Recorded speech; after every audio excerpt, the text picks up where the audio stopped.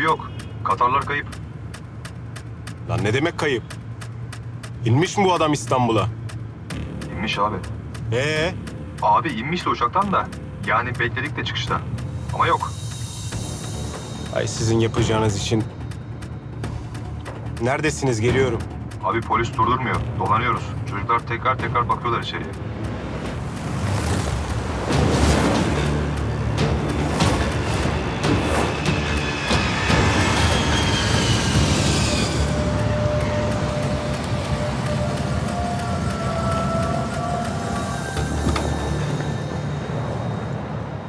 Cihangir abi, bizim Katarlı ya bizden kaçıyor ya da kaçırıldı abi. Başka bir zat yok, affedersin. Ulan İskender. Herkese vermem bu kartı ha.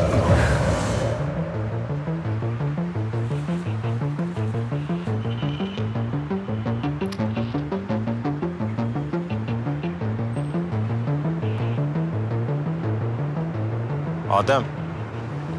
Müjde Hanım ne yapıyor? Hakangel'in evindeyik abi. Cadı da burada. Güzel.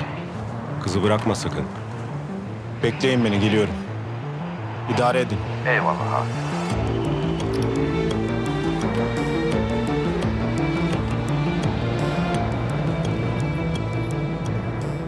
Toplanın, gidiyoruz.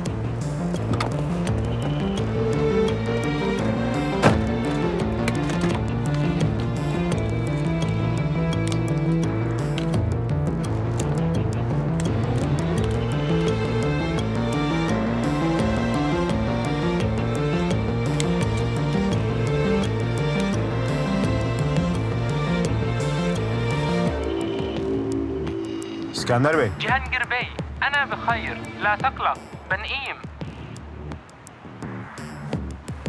Alo. Alo. İskender Bey. Benim mekana gel. Yemek yiyelim.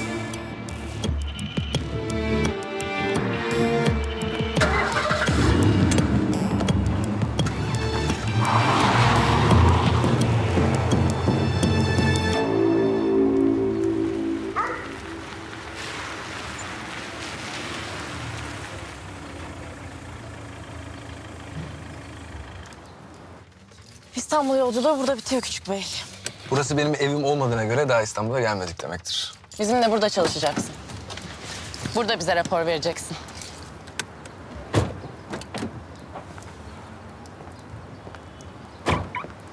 Eskiden yeşil ev derlermiş buraya. Öyle kalmış adı. Bakma beyazlığına.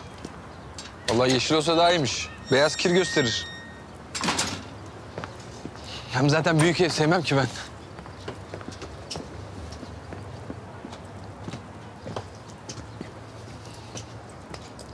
Annen içeride. Vallahi mı? Anneni işe karıştıran sensin. Madem konuşacağız, kavilleşeceğiz, burada olsun istedim. Nerede?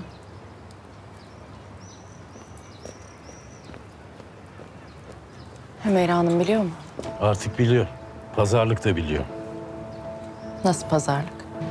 Ne oldu da bunca zaman sonra benim oğlumu işe koşar oldunuz? Hı? Bir şey oldu ki benim oğlum şimdi sizin işinize yarar oldu. Siz asıl bana bundan haber verin. Ne oldu Cemal Bey?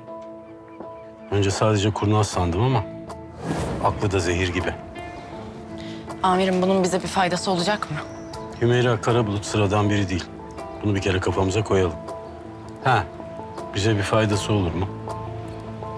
Aynı safta olduğumuz sürece en azından zararı olmaz. Hadi.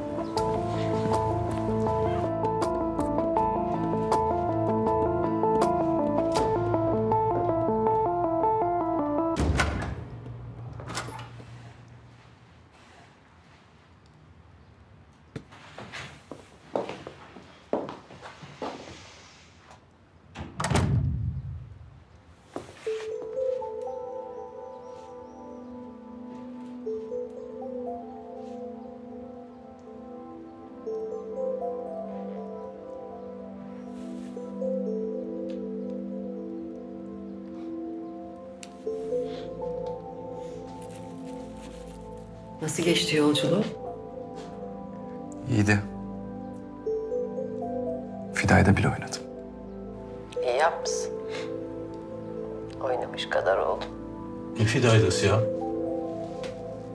Yolda yemek için durduğumuz yerde çalan müziği oynadı bu cıvık. Onu diyor galiba.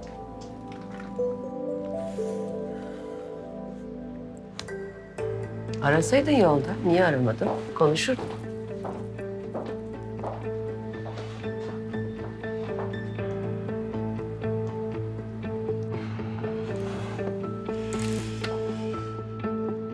Telefona izin yoktu anne.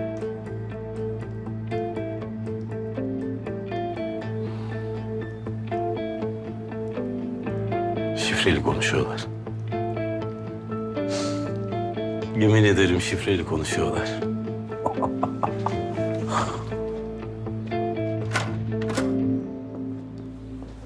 Çocuklar bize çay getirin.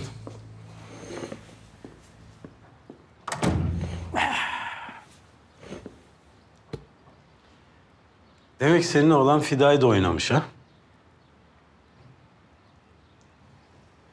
Pek oynayamıyordu ama. Yo oynamış. Şimdi düğünde yok ki oynasın çocuk. Kısmet bu işler. Hangi işler? İşte mürüvvet, düğün, dernek.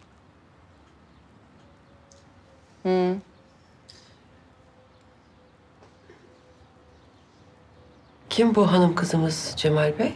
Bahar. Oğlunuza yarenlik etti. Ankara'dan beraber geldiler. Öyle mi? Sağ olsun. İş konuşalım. Konuşalım buyurun. Şimdi sizin peşinizde olduğunuz İlhan Tepeli rahmetli kocamın yakın arkadaşıydı.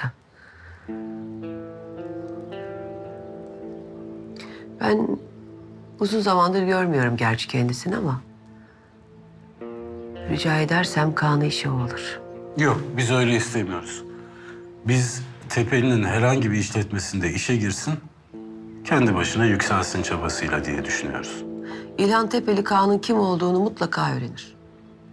Yanına gizlice girmiş biri sonuçta. O olay açığa çıktığında hiç hoş olmaz. Değil mi? Değil Hümeyra Hanım. Biz ona yeni bir kimlik vereceğiz. Babasını öldürmüş. Öyle değil mi? Yani öyle bir iddia var ama tam emin değiliz. Aramızda gizli saklı bir şey olmamalı. Cemal Sandıkçı. DVD'yi nereden biliyorsunuz? Oğlum iyi Fiday'da oynar.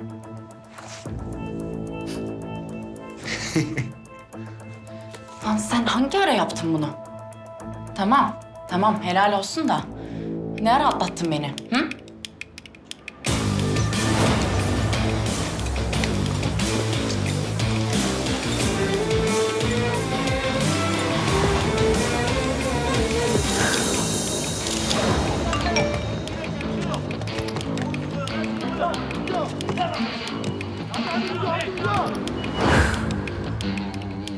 Gözüm üstündeydi Kaan. Hangi ara yumurtladın? Bir gün söz beraber Fiday'da oynarsak söylerim. Yürü git. Film çevirmeye gerek yok. Ben konuşurum İlhan Tepeli ile Kaan'ı işe o alsın. Ki asıl sorun başka bence. Nedir başka sorun? Yani peşinde olduğunuz İlhan Tepeli'nin üstündekilerse... birileri İlhan Tepeli'yi gözden çıkarmışa benziyor. Yani bileti kesildi kesilecek diyorlar. Öyle diyorlar. Peki siz bunu nereden biliyorsunuz?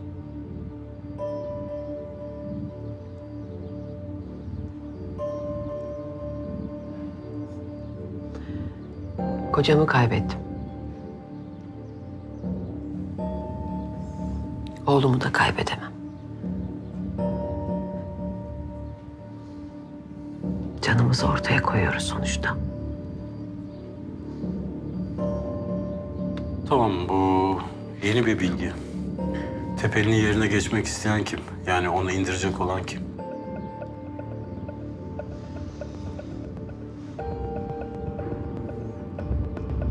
İskender. Akay.